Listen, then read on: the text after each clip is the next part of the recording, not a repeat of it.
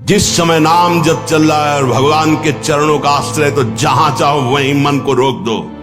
ऐसा नहीं है कि मन इतना बलवान है कि भगवद आश्रित के आचरणों में वो कुमार्गामी प्रवृत्तियां पैदा कर दे। भूल न दे कुमारक पाऊं, ऊसर बरसे तृण नहीं जामा, संत हृदय जिम उपज न कामा।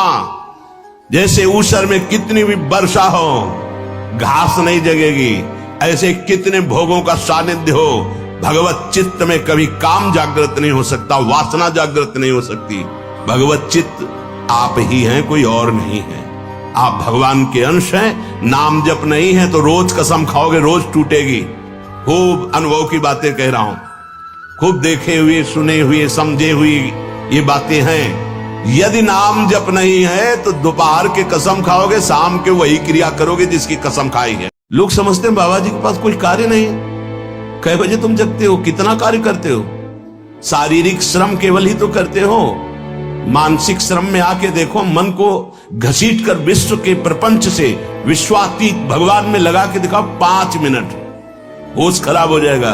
बाबा जी का वो कार्य थोड़ी है। संपूर्ण राग का त्याग करके संपूर्ण भोगों की वासनाओं को सहते हुए सच्चिदानंद में वृत्ति लगाना। दिन भर मेहनत करते हुए कार्य किए, भोग संग्रह किए, उन भोगों को भोगा और रात्रि में भोग विलासिता से युक्त होकर के मुर्दे की तरह सो गए।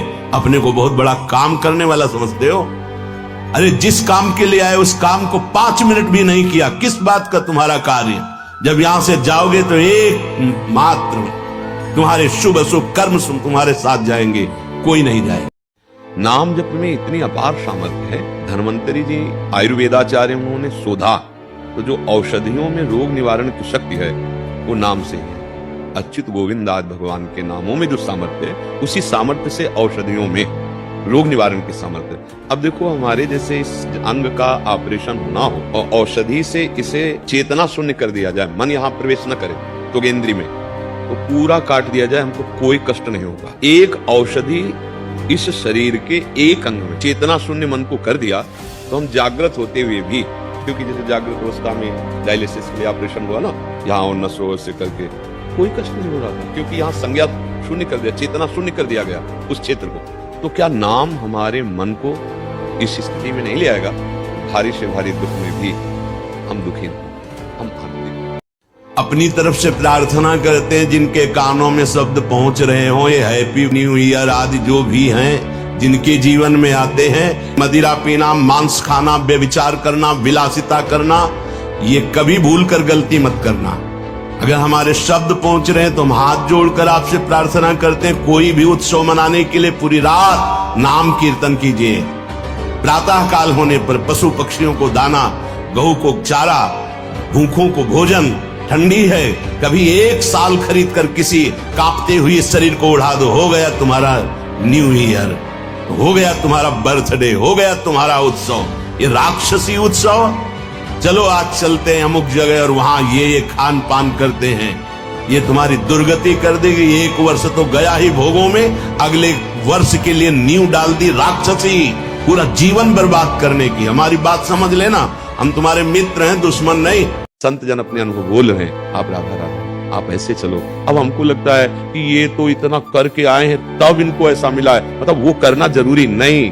वो जो कह रहे हैं मान लो, वो जहां है वहीं तुम पहुंच जाओगे। क्यों? आप सरिस चाहे सब कीना, ये परम बात है। ये जरूरी नहीं, संतों को जो भगवान कसते हैं जगत मंगल के लिए, वो तुम्हारी कसौटी नहीं हो सकती।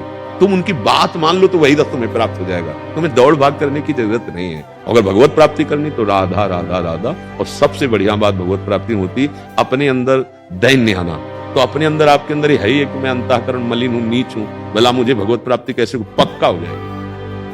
अगर ये आ जाए मैं जितेंद्रिय हूं, मैं पवित्र हूं, मैं ऐसा ऐसा, तो पक्का नहीं होगी, क्योंकि अहंकार है और भगवान को अहंकार पसंद नहीं। तो बच्चा किस संशय किस बात का? इतने सारे संप्रदाय को बनाने का क्या उद्देश्य है? क्या भक्ति मार्ग भगवत प्राप्ति के लिए संप्रदाय अनिवार्य है? हाँ, एक ही भगवान अलग अलग भावों के अनुसार भजने वाले भक्तों के लिए वो विविध आचार्यों के रूप में प्रकट होकर वो मार्ग बता दिया कि हम जिस भाव से चाहें अपने प्रभु को प्यार कर सकते हैं। हम अपने प्रभु को गुरु मान लें, अपने प्रभु को प्रीतम मान लें, अपने प्रभु को सखा मान लें, अपने प्रभु को स्वामी मान लें, अपने प्रभु को पुत्र भी मान लें। नंद यशोदा आदि, ये हमारे भगवान की कृपालुता है। जो जैसी भक्ति करना चाहता है तो भगवान उसको बताने के लिए विविध रूपों में आकर के, विविध आचार्यों के रूप में आ गए और वो बता रहे हैं। तो इसमें कोई आश्चर्य या संशय की बात थोड़ी है। देखो, कई बार हम प्रार्थना की है कि जो हमारे नवीन भाई बहन गंदे आचरणों में उतर रहे हैं, ये सदगृहस्थ नहीं बन पाएंगे। इसलिए नहीं बन पाएंगे कि हमारी जैसी वृत्ति होती है वैसे ही हमारी वृत्ति पुष्ट भी होती है। जैसे हम आज से शुरू किया 10 बार नाम जप करना, कल करेंगे 12 बार, 15 बार, 18 बार। तो हम 2-4 महीने जपे तो अब बिना जप किए हमको अच्छा नहीं लगेगा, लगे ना। ऐसे हमने आज बॉयफ्रेंड बनाया, फिर उसको बॉयफ्रेंड बनाया, फिर उसको बनाया, या गर्लफ्रेंड बनाया, ब्रेकअप किया, ऐसा ऐसा। अब हमारी वृत्ति वो पुष्ट हो रही ना अनजाने में। वो वृत्ति जब हम गृहस्थ में जाएंगे तो पुष्ट वृत्ति है, अब हमें चैन नहीं पड़ेगी। क्या वो गृहस्थी कलयुक्त होगी या शांति युक्त? विचार करके देखिए। कलयुक्त होगी ना